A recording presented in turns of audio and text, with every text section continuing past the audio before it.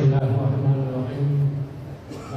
Tuhan dengan mengucapkan syukur kehadirat Allah Subhanahu wa Ta'ala atas rahmat dan taufik pada hari ini Rabu tanggal 18 Agustus 2025 Miladiah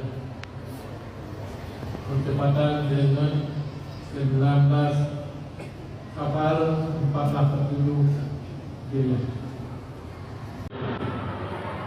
Saya Gubernur Aceh mengukuhkan Tunku Haji Muhammad Ali bin Tunku Haji Abdul Muttalib atau nama lengkap Abu di Payapasi sebagai Imam Besar Masjid Raya Baitur Rahman Aceh tahun 2025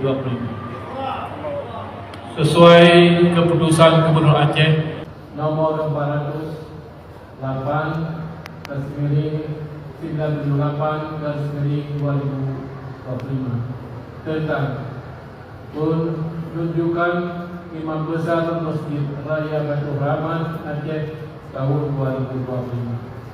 Saya percaya bahwa Abu Payapasi mampu melaksanakan amanah dan kewajiban dengan sebaik-baiknya.